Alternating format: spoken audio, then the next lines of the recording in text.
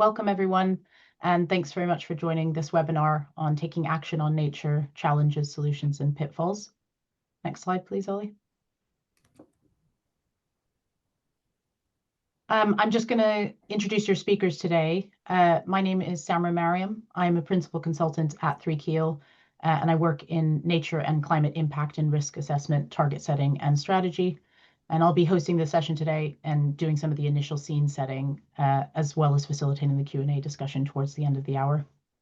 I'm also from the 3Keel side. We've got Jamie Graham. He's one of our nature specialists in 3Keel, with particular expertise in both operational and value chain assessments for biodiversity. And it's a pleasure to introduce today our guest presenter, Lars Lundahl, an environment and sustainable sourcing manager at Orkla Foods, who's focused on developing the company's nature strategy and actions. 3Keel's worked with Orkla for a while now, supporting them with various stages of their nature journey, from a nature readiness assessment, and then most recently doing an impact and state of nature assessment for some of the key raw materials in their supply chain. We've also got Ollie from our comms team here to help with the tech side of things for screen sharing these slides and managing the questions that come in for the Q&A session that we're going to be doing later. So please do post any questions as they occur to you throughout the presentations, and then we'll pick these up as part of the Q&A discussion at the end. And just a note that you'll see we are recording this session, and we're going to be sharing the recording afterwards for anyone who wants to watch it back or share with others in your network. Next slide, please, Ollie. So just a few words about 3Keel, first of all. We are a sustainability consultancy based in the UK, but working globally. And we organize ourselves around these four key areas of practice. Firstly, there's corporate climate, nature, and circular economy strategy and implementation. And that includes helping clients to understand their impacts and risks, model reductions, set targets, and develop nature and climate roadmaps and transition plans for meeting these targets. We also work in depth in commodity supply chains, and in particular on the topic of deforestation. And this includes managing large programs for improving traceability in commodity supply chains and supporting companies with setting targets for deforestation, as well as for regulatory compliance and action related to that topic. We also work extensively in agriculture, where our focus is primarily on action and implementation. So our agriculture and landscapes team bring a lot of practical experience working on the land and in natural resource supply chains to support regenerative agriculture approaches as they fit into companies' wider sustainability goals. And then related to this is our LENS, or Landscape Enterprise Networks program, where we bring together a number of different actors in a given landscape to co-fund regenerative agriculture and nature-based solutions programs as a means of enabling landscape resilience. Our specific work in nature sits across all of these different practice areas. We help clients at various stages of that nature journey, supporting those who are early on to understand what nature actually means for the business, where their key interface with nature lies, assessing their impacts, dependencies, risks, and opportunities, and then moving towards nature strategy, action, and implementation as they kind of mature in that journey. Next slide, please, Ollie. Just to briefly introduce Orkla Foods. They are a leading branded consumer goods company operating in the Nordics, Baltics, and Central Europe, and they have operations across 11 different countries. And they manufacture a very large portfolio of consumer food products, some of the examples of which are shown on the slide here. And protecting the environment is a really key pillar of Orkla's sustainability strategy, and within this is their commitment to ensuring that nature is protected, preserved, and restored. Lars will talk more about Orkla later and how they've been approaching this nature challenge in his presentation. Next slide, please.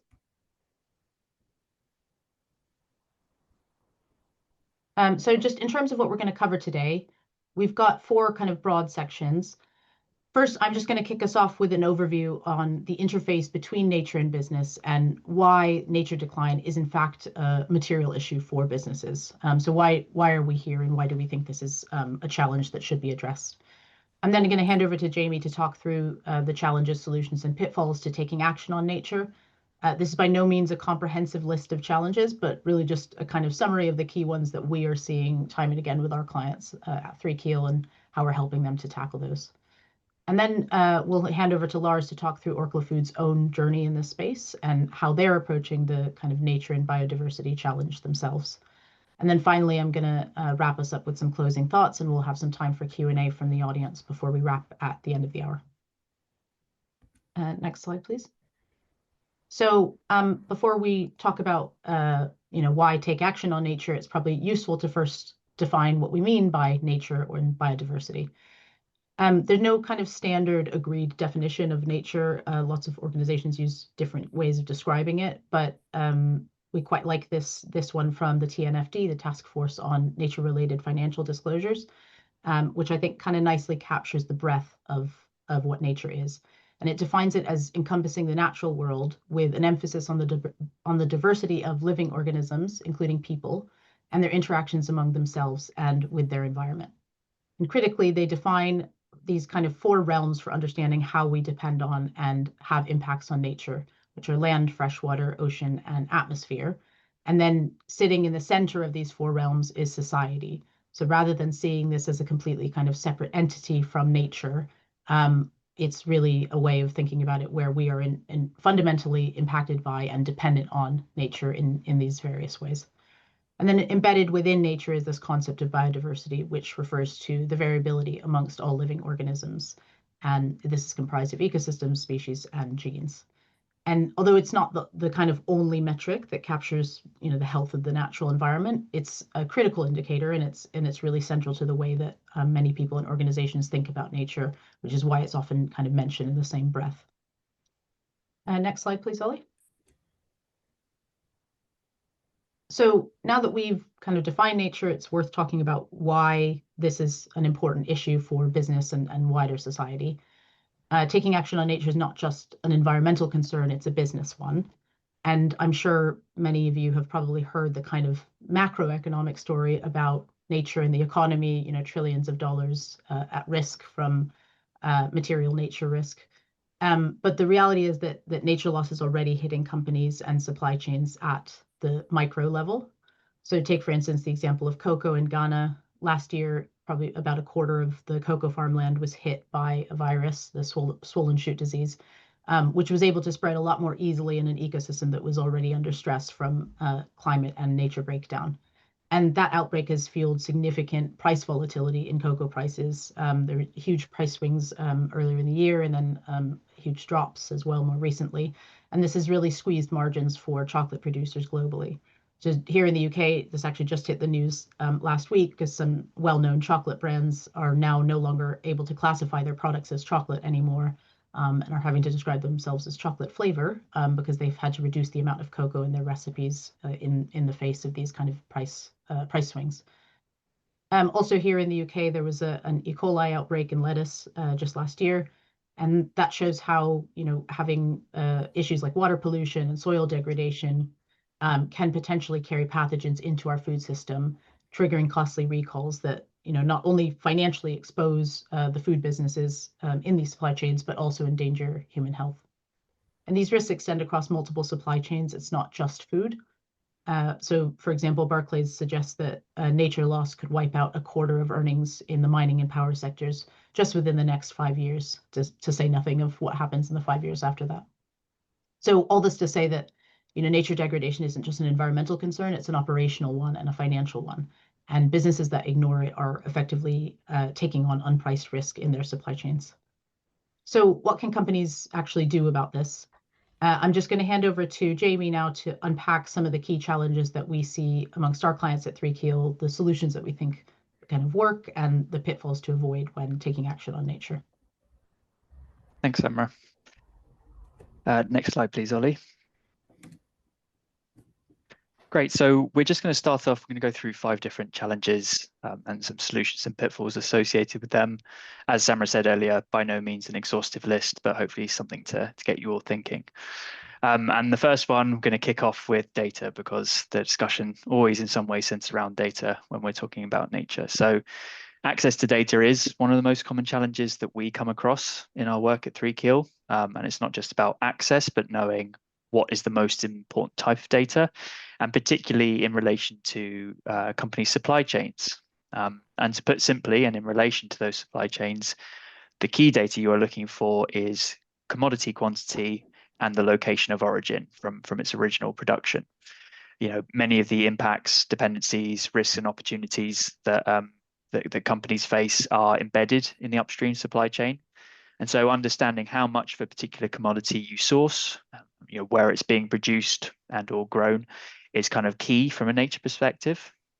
And it's kind of useful to early on try to engage with your suppliers, because that allows you to kind of start with the data that you have available through them, and at whatever resolution you may have available. So it might just be at a country level to start with. But then when you're ready and working with those suppliers, you can start to refine down that resolution, and kind of build out like your knowledge on this supply base. And actually, 3Keel has worked with clients previously to ascertain a list of like the most important commodities that they may source, and this could be from both a business perspective as well as an environmental perspective, and then determine which of their suppliers they have a good working relationship with, because obviously that's key to understanding what data those suppliers can support them with. And even when those relationships don't exist, what kind of workarounds there might be available. So for example, we don't know if a client doesn't know, where commodity X is being sourced from. Are there any global data sets that could be used as a proxy, in the absence of kind of primary data? So there are always workarounds from it. And I think that leads on to the sort of pitfall of not letting the perfect be the enemy of the good when it comes to data. Think of your data collection and expansion process as an iterative thing. Start by gathering that information you can. As I say, even if it's just knowing a few key commodities and the countries that they come from, you can then identify any gaps or areas to kind of refine and get more granular and see if there are opportunities to improve upon those. Next slide, Ollie. And then moving on, our second challenge, we're going to talk about action, because it's our experience that action can be perceived as costly for companies, and that sometimes that is true. And not only this, but taking action for nature specifically can sometimes be competing for budget, with other sustainability themes or even outside the world of sustainability. And obviously that makes prioritization for taking action quite hard. So we would emphasize that nature underpins all of the sustainability issues that are inherent within almost all companies. So let taking action for nature kind of work for you and save costs overall. So we think about, for example, nature-based solutions. They offer a practical set of solutions that are aligned with this principle. And actually, I recently had a conversation with a client in the food retail sector, and we were discussing natural flood management, using like wetland restoration, as a potential way of reducing the risk of flooding within key sourcing locations within their supply chain. And then we discuss what the knock-on effects might be in terms of reducing risk, supply risk shocks for those sourcing locations. And so once you start to realize the benefits of taking nature-based actions that go beyond nature, and into other areas of sustainability as well, you'll realize that kind of holistic nature-based approach really yields a lot of benefits. And yes, there may be a need to spend some money on taking action. Obviously, most actions have some sort of inherent cost built in, but I think it's really important that these are seen as an investment rather than a cost to a business. So quite a useful stat: on average, the benefits of nature restoration are found to be at least 10 times higher than the costs, when averaged out across different types. And as all businesses are in some way, to a lesser or a greater degree, dependent on nature, and this risk continues to grow, and we can see this year on year, the risk from nature deterioration, I think taking action on it should be seen as an investment to securing up your business. Next slide, please, Ollie. So then moving on and connected to those actions, is this issue of monitoring, because monitoring is really important. Like, it's essential to making sure that you are achieving meaningful outcomes for nature through the actions that you are choosing to take. But it is, understandably, monitoring is sometimes seen as an additional and even potentially an unmanageable cost for some companies. And so here we would actually kind of encourage companies to lean into sort of what we describe as the tech revolution. I mean, that might be slightly overselling it, but there's certainly been a real expansion in new technologies for supporting companies in their monitoring efforts. And whilst in-person surveys, definitely still do have their place when it comes to monitoring, there have been lots of advances recently, and these have, we really think these have changed the game in helping to both lower costs and reduce timescales for monitoring efforts. But crucially without sacrificing on quality and or rigor, and actually in some cases increasing it depending on the type of monitoring and the type of technology used. So, this is not a non-exhaustive list, but options can include environmental DNA, different types of acoustic monitoring, satellite imaging, camera traps, the use of drones. Like that, there really is quite an expansive universe out there, all with their own kind of applications. They do all come with their own trade-offs. Any monitoring approach will. So it's just about making sure that you choose the right tool for the right job.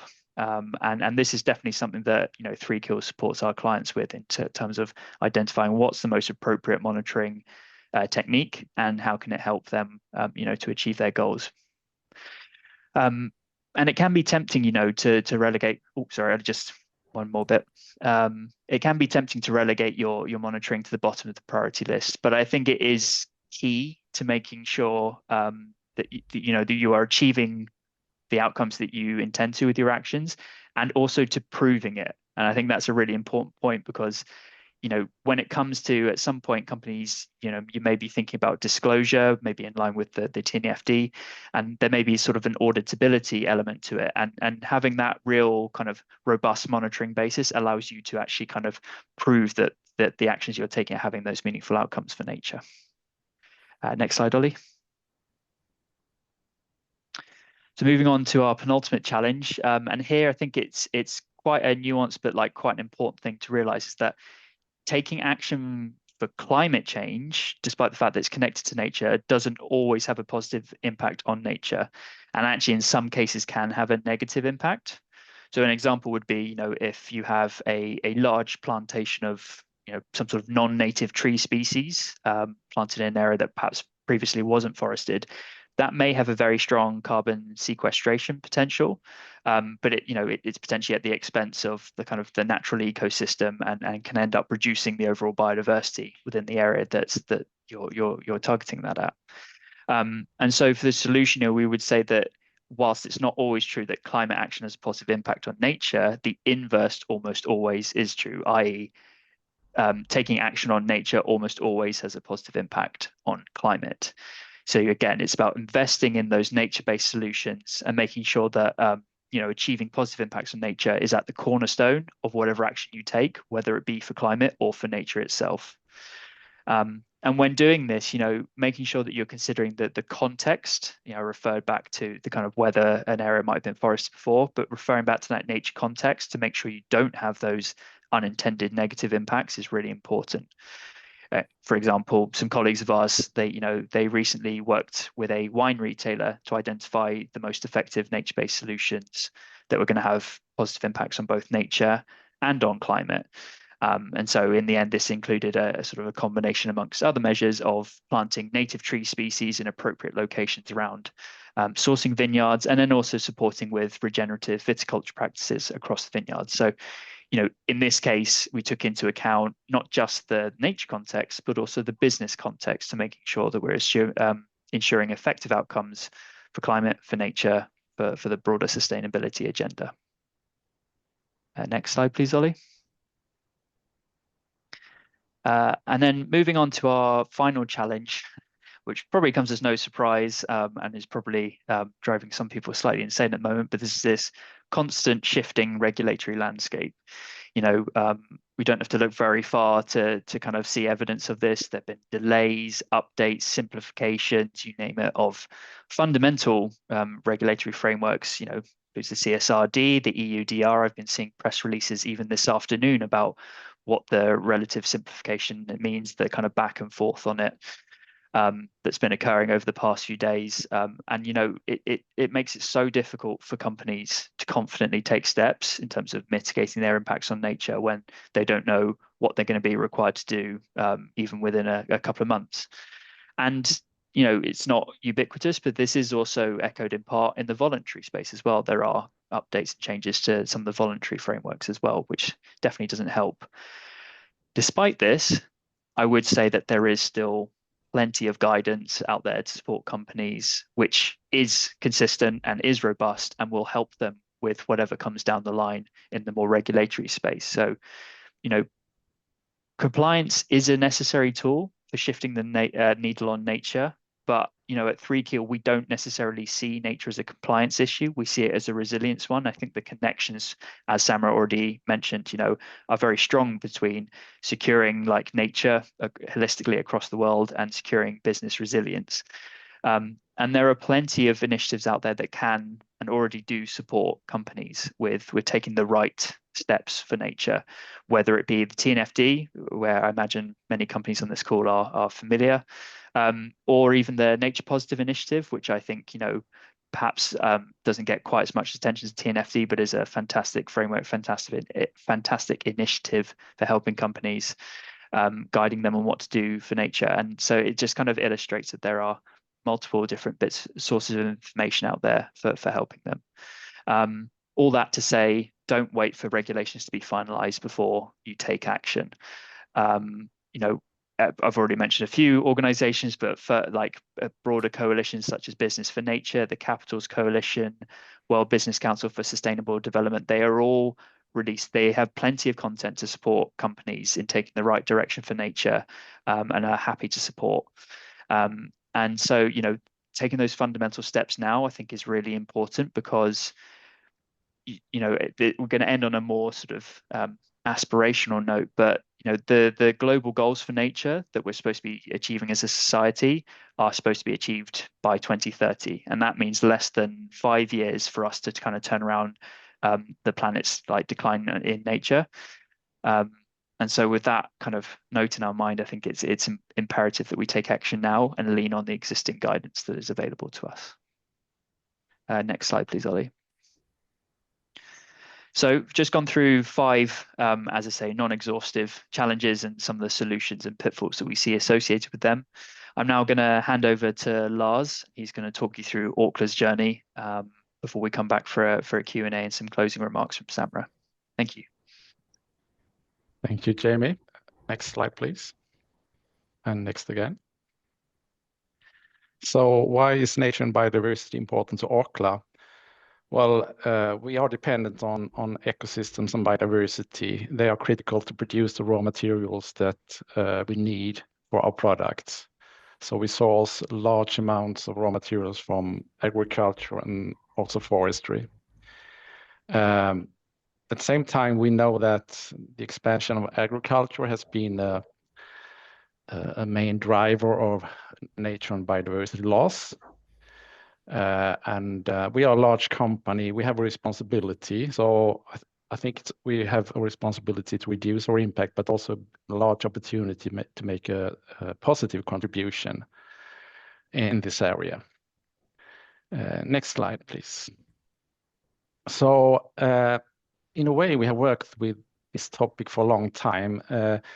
We have worked with certifications linked to both agriculture and ocean and so on for a long time. And these certification schemes normally include criteria with some relation to biodiversity. We have worked with climate change a lot. In 2018, we had our first climate targets approved by the Science Based Targets Initiative. And I think in 2021 was when we really started to increase our activities related to nature and biodiversity. We joined the SBTN corporate engagement program then. Click next, please. And next year, we looked at our policies and see that we need to, add commitments related to ecosystems and biodiversity and set more concrete targets. So we started with the policy, anchoring that with management. We then also integrated these aspects in the Orkla sustainability strategy. We had the project called Biopath, where we worked with universities in Sweden in a research program, where we tested the TNFD approach and LEAP approach within TNFD and tested some other tools. And last year, then we started to work with Three Keel in a project to set nature targets. So next slide, please. So prioritization is very important for a company like Orkla, because we source a huge amount of raw materials. We have hundreds of sourcing categories, thousands of suppliers. And but first of all, as you understand, I mean, the main impact risk and opportunities are related to upstream value chain and mainly to the primary production in agriculture in our case. So how to do this? What we had a prioritization process for raw materials where we used the LEAP approach within TNFD. We also used the high impact commodity list from SBTN. And then we looked at also the spend, the volume, and also the strategic importance of the different raw materials and related to different brands and so on. So it was a kind of both quantitative and qualitative assessment where we narrowed down to 20 raw material categories, which we found most important to work further on. Next slide, please. So we contacted 3Kiel and agreed on a project in 2 phases, where the first phase was a readiness assessment. I mean, we really wanted to keep the sort of science-based approach, and we have followed SBTN from the beginning. So we wanted to understand what would be the implications if we applied the SBTN guidance fully. And of course, it was attractive to have the credibility from SBTN in that sense as well. We also wanted to understand our peers and what they are doing. So that was one part of the readiness assessment as well, to look at what others are doing in this area. The second phase was nature impact assessment, which I will come back to later on. Next slide, please.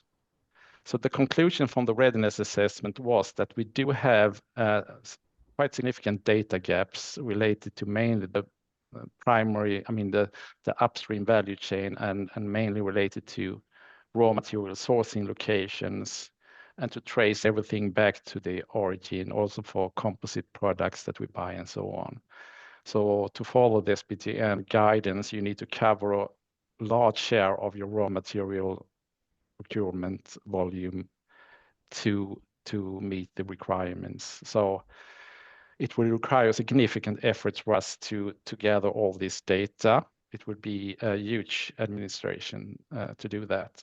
So what we decided was not to aim for full SBTN compliance and target validation to start with, but to focus on these prioritized raw material categories, and we didn't want to delay the target setting process to fulfill SBTN. We wanted to move forward quite quickly.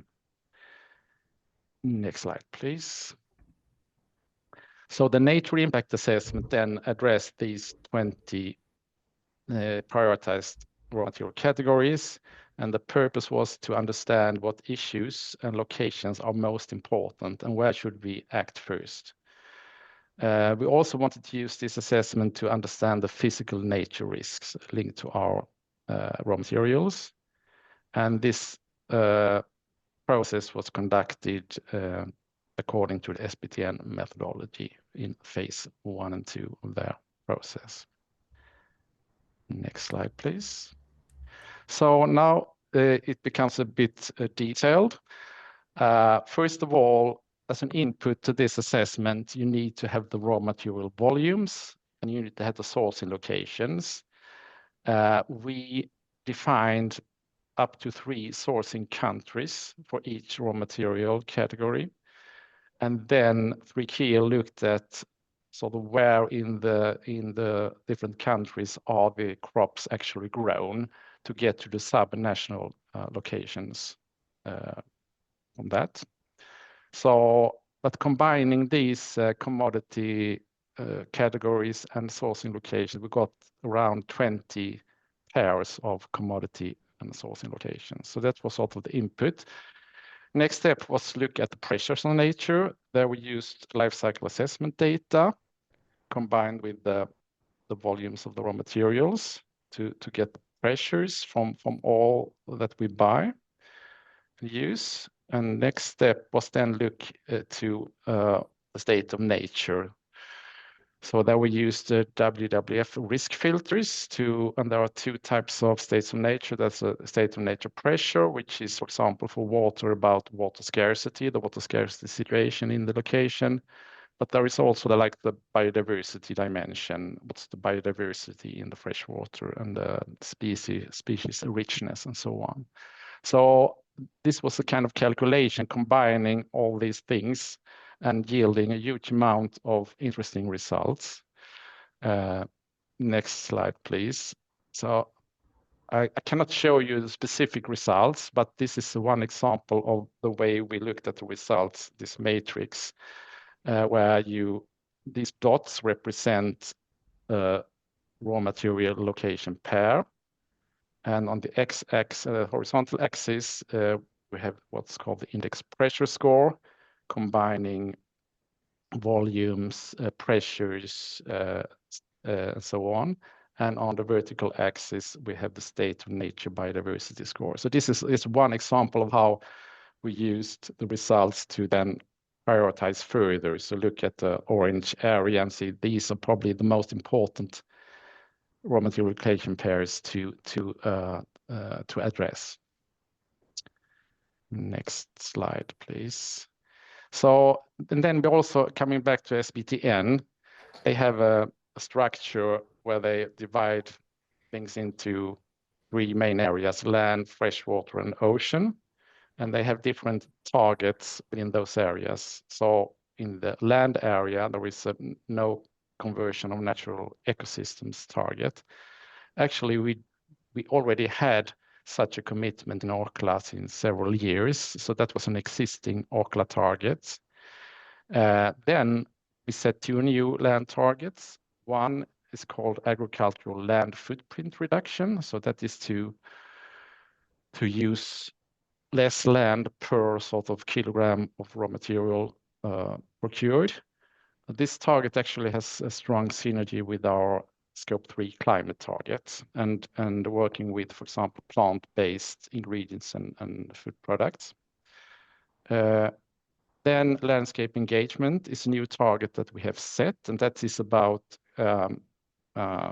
contributing to concrete actions sort of on the ground to improve the biodiversity and ecological conditions in the ground, in our case, linked to agriculture. So we have set such a target, but we have not yet selected the specific initiatives for engagement. Then on freshwater, we already had a target for our own operations to improve water use efficiency. We looked at setting an upstream freshwater target. We haven't done that yet, mainly due to lack of data, but we may do it further on. We also didn't set any water pollution target. Then we have worked in parallel on ocean, and we have set a target linked to avoid and reduce overexploitation of certain fish species and catchment areas. And we are one of the pilot companies with SBTN now to have validation of ocean targets. Next slide, please. So in general, I mean, thinking about what actions can you do to support nature and biodiversity. So one thing is to choose raw materials having low environmental impacts. In our case, with food, we as I mentioned, to sort of increase plant-based food in different ways through product development, through communication with customers and end consumers, and so on, to encourage more plant-based food is a very important strategy for us. Secondly, we look at sourcing locations to reduce risks. One example is that we source soy protein, but we avoid regions where there is a risk for deforestation of tropical rainforest, for example. And supplier requirements and cooperation is, of course, very important. Starting to work with suppliers where which have similar objectives as you have, I think is important, and finding concrete areas to cooperate around. And then the last one is that you can engage with other partners in the value chain or different organizations that have projects that can contribute in a positive way. One example is that we sponsor a project that give flower seed mixes free of charge to farmers, so they can plant these flowering field edges and so on to support biodiversity in agriculture. Sorry. Next slide, please. So some overall conclusions from our work is that there are a lot of tools and methods available already to start to use, and the development's going really fast. So it's just going out there and evaluate and start to work on those tools that you find most useful. I think also that SBTN provides really useful guidance to setting science-based nature targets, but it's quite challenging to fulfill the requirements to 100%.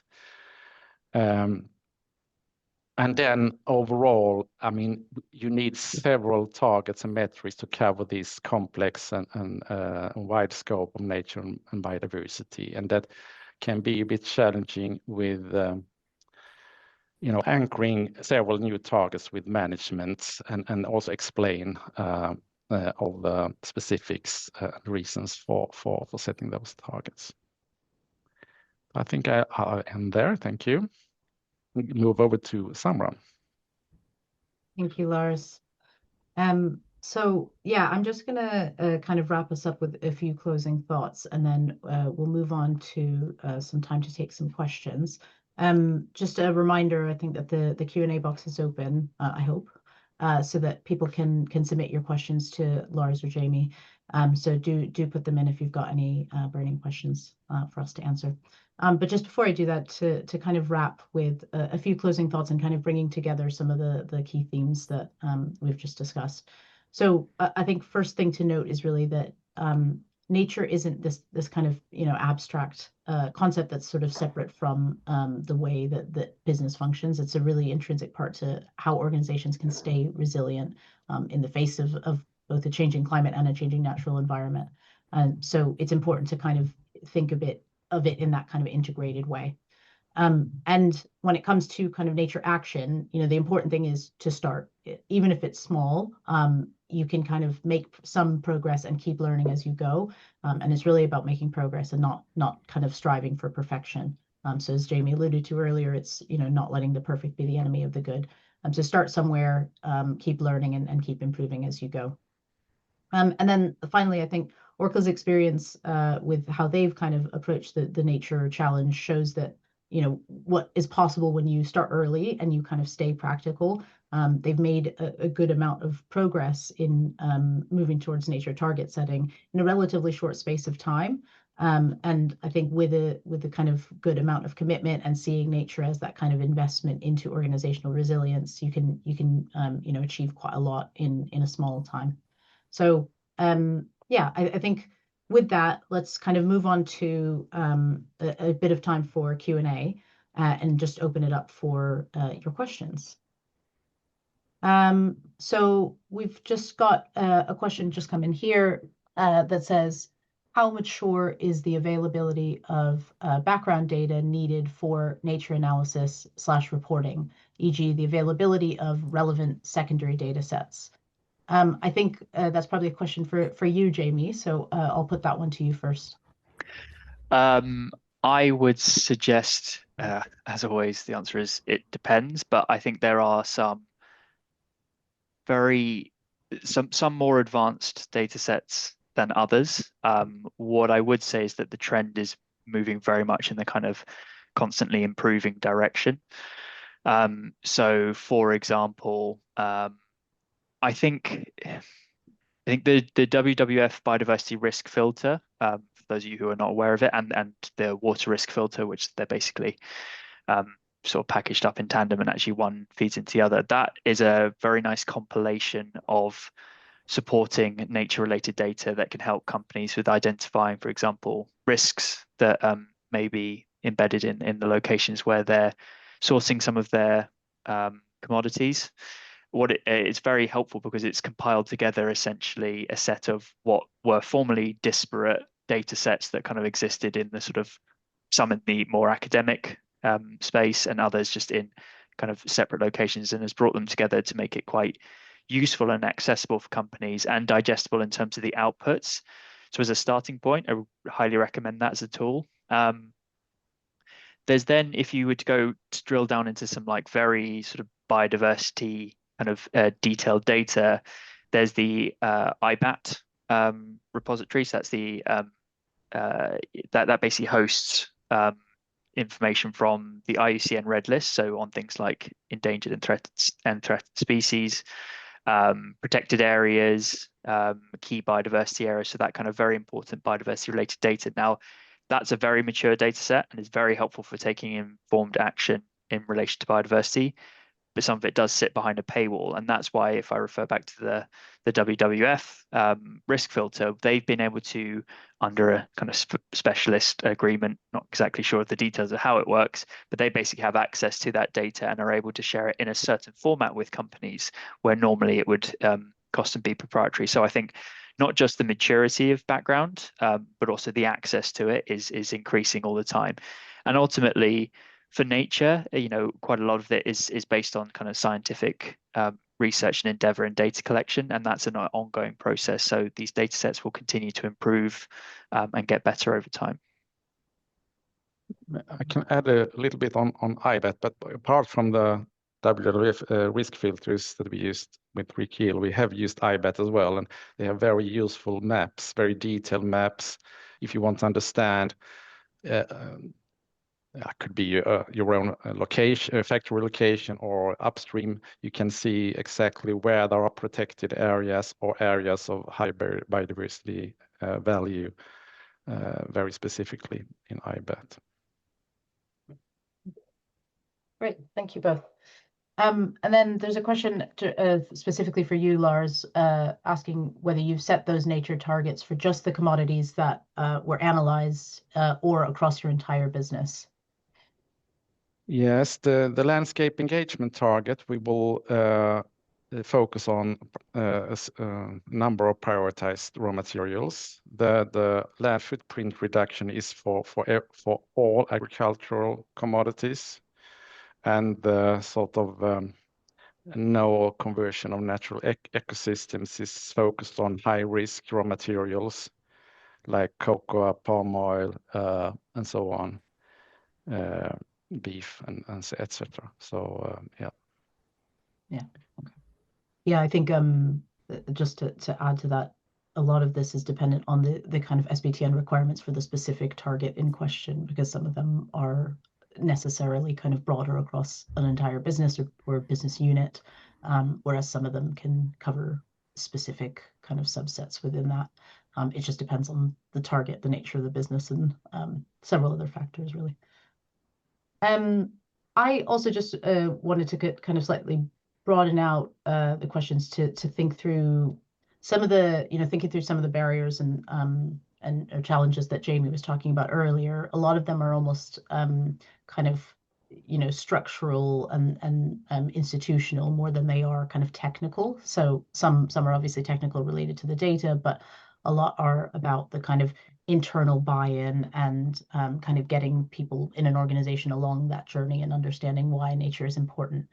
So really curious to hear from you, Lars, on, what do you think has been kind of one of the biggest challenges or maybe, benefits in trying to kind of bring your company internally along on this journey? Has it required a kind of significant mindset shift? Particularly in relation to Orkla Foods' kind of connection to your parent company and their own nature and sustainability goals? Yeah, I think a challenge has been to increase the knowledge and understanding of the topic among colleagues. So we have had we had a project, and then to start with, to sort of train the people in the Nature Targets project to start with. Because it's a new area for most people are non-experts. company. So you really need to start from scratch and repeat and repeat to get the core people, sustainability people on board. And then from that, we trained our different business units in several webinar sessions to get their understanding there and the motivation and arguments for these targets. And then finally, of course, to anchor with management is also challenging. To explain why it's important, and I think we used a lot the risk argument, financial risks, increasing interest from investors, increasing requirements for reporting, but also I think there is an opportunity to use it to strengthen our brands. I mean, we have brands where sustainability is really important part of the profile. So this is also something on the positive side that you can use. Yeah, that's a good point. Actually, I think a lot of the framing tends to be very almost negative, like risk focused, but there's also the kind of opportunity side of things as well with brand value and kind of positive reputational benefits. Right, and another question has come through, which I think is one for you, Jamie. Are you aware of any product level schemes that are able to measure the impact of a commodity on nature at a product level? Yeah, certainly. So just take a step back from that.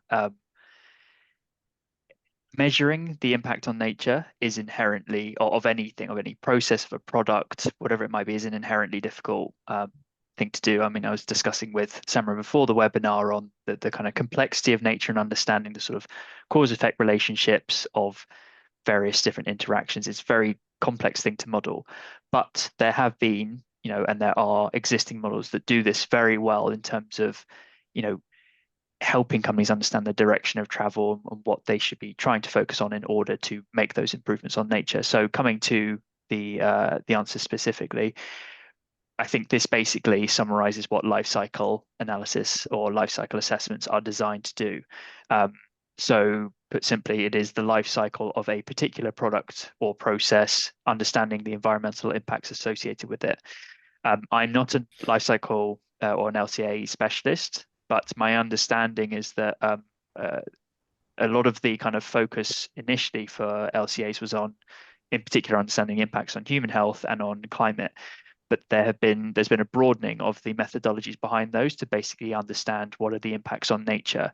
And essentially what they do is they take all of the various inputs and outputs associated with the creation of a particular product or of a particular process, model those through different impact pathways. So what is the land use associated with that product? What are the what's the pollution associated with it to the atmosphere, to fresh water, to the marine environment? And then how does that have a corresponding impact on nature?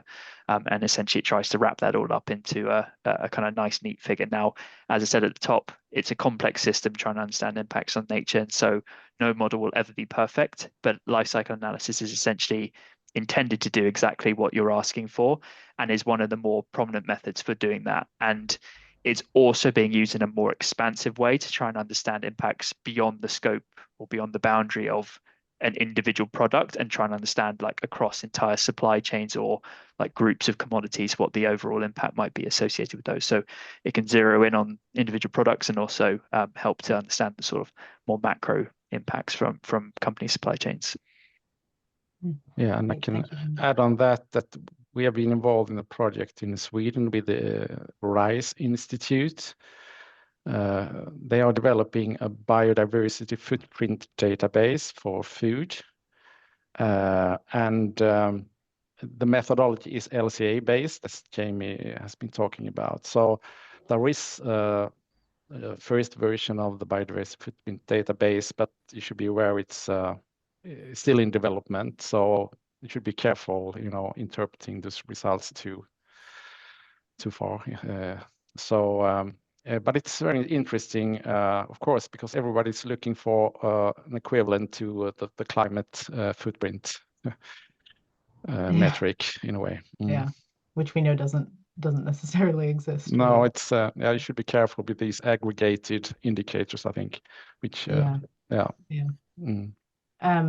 Yeah, that actually links very nicely to a question I was going to ask, which is around, like, nature, we know, is inherently more complex than climate. It can't be boiled down into that kind of simple metric. So yeah, this is kind of a question for both of you, really. What would you say is the best place to kind of start, linked to the question that we've just received on, if a company hasn't done anything on nature yet and they're faced with this kind of very large list of potential nature metrics, you can't really boil it down into a simplified calculation in the same way that you can do with CO2e. Where would you suggest that a company in that position kind of starts as a first point? Maybe I'll go to you, Jamie, first, and then maybe Lars, you can give us the sort of Orkla perspective on that. Yeah, of course. So if a company really has done sort of absolutely nothing really at sort of the beginning of that nature journey, I mean, most of the time it starts with sort of what we describe as a screening of the entire company operations to understand at really kind of quite a broad brush level, where are the biggest kind of what we describe as impacts and dependencies. So the impacts that you're having on nature and the ways in which you are dependent, where are they most significant across your entire business operation? And there are tools that support this. I think the most well-known one is the Encore database, which was developed by the United Nations Environment Programme World Conservation Monitoring Center. And so that just at a very sort of high level, so looking at sort of different types of industries, for example, it identifies in your upstream value chain, so your supply chain, in your direct operation, in your downstream, where are kind of the key areas that you might want to focus on doing a more detailed assessment. And it's then that's kind of the very first step. After that, it will then be about kind of going into a bit more detail about understanding for those areas. Okay, let's see if we can actually start to quantify what those impacts and dependencies are for the areas where we've had it recommended. And that's where you then get into more of the kind of detailed discussions of what are the particular types of metrics you might want to choose for understanding those impacts and dependencies, like how do you measure them, how do you model them, what kind of data do you need? So all of the discussions we've been having today. But certainly that very first step is just have a look at your entire company and try to identify with these screening tools where might be the most appropriate places to start that more detailed inference. Yeah. And that's, I guess, kind of reflects what you have done at Orkla, isn't it? Using that kind of screening approach. Yes, I think I don't have much to add there. Jamie said it in a good way. Yeah. Well, I wonder though, if you could add something on the sort of prioritization piece, because I guess there's almost like two starting points. There's the how do you start when you haven't done anything at all, and figuring out what metrics to gather, where to the very, very first step. And then there's also the, like, once you've done a lot of that complex analysis, you have several different metrics across several different commodities in several different regions. How do you move towards the kind of prioritization? So how do you then start to kind of take action from the large amount of data that you may have in front of you? It'd be great, or Lars, to hear your view on how you've kind of approached that in Orkla. Yeah, I mean, well, we are now in a stage where we have used out of the nature impact assessment performed by 3Keel for us. So we need to go to really select the initiatives and projects that make a contribution on the ground. So I think if we want the route to work with our suppliers is, of course, an obvious thing to think about. And I think there you need to start work with the suppliers who have similar commitments and strategies as yourself, because that makes it much more easy, similar targets and so on. So start with those, find those, start talk and cooperate with those and make things happen. And then from that expand to other suppliers. And then you know also what kind of requirements can you put on the suppliers, which are reasonable, which will work in practice. So that's one suggestion. Yeah, that's a great idea, actually. I think using that almost like a dual-pronged approach of which suppliers are kind of far enough ahead that it's lower hanging fruit for them to do something, but also then maybe which suppliers do have those strong relationships or good significant buyer power with already. Yeah. But at the same time, there is a dilemma here that you don't want to be locked in with one supplier, one sourcing region. So you still need to keep sort of different options available for I mean, risk and resilience reasons. So it's it's difficult in that way as well.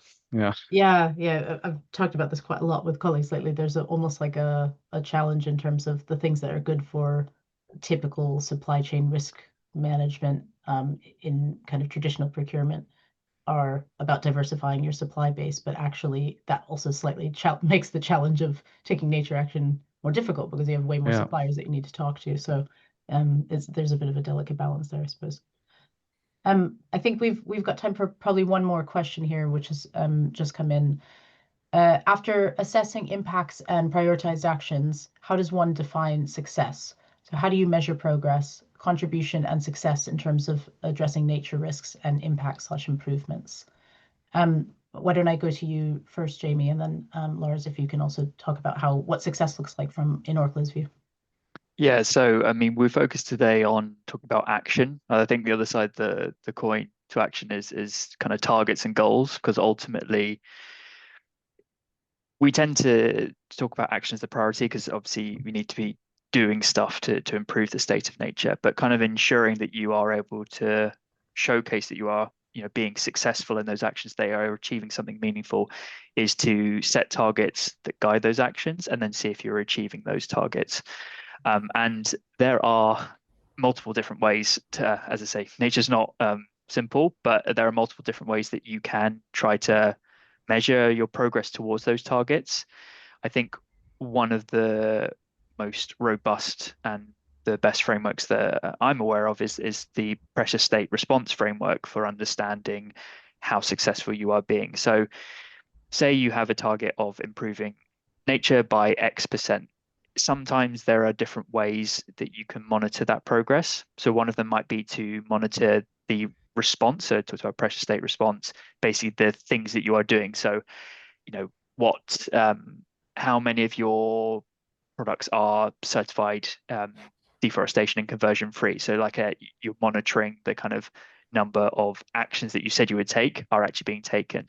The next step up in terms of even more rigorous would be monitoring the pressures you're putting on biodiversity. So have we managed to reduce, our water pollution by 50%? Can you monitor that and can you prove it? And that would be a measure of success, particularly if it's tied to a target of reducing by 50%.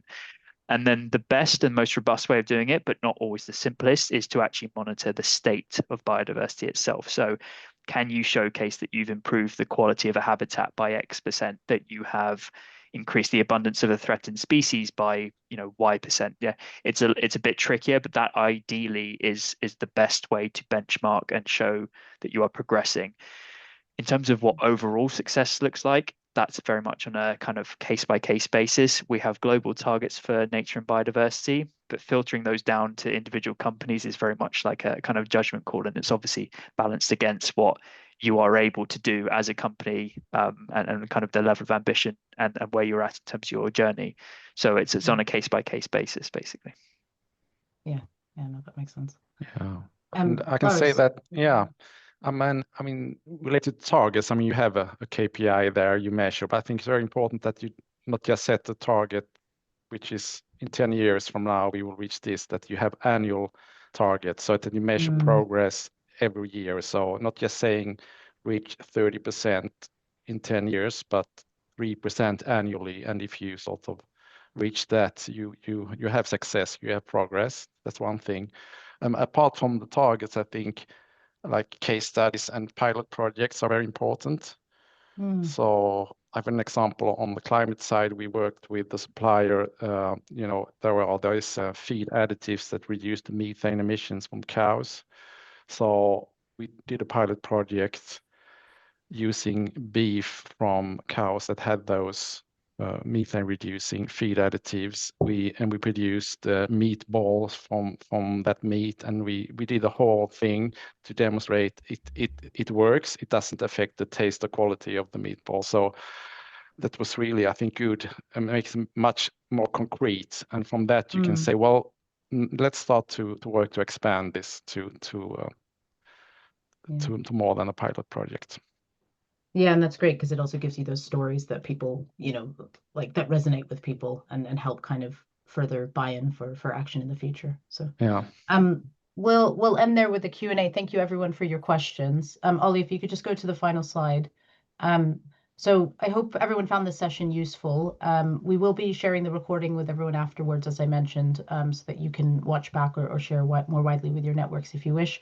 And just a final reminder that this is the work that we do day to day in 3Keel, working through these kinds of challenges and helping hopefully demystify nature action for the companies that we work with. So if you do have any questions or you want to explore what nature would look like for your organization, then we're very happy to have that conversation. So do get in touch if you're interested. And with that, I'll just close off the webinar. Thank you everyone for joining.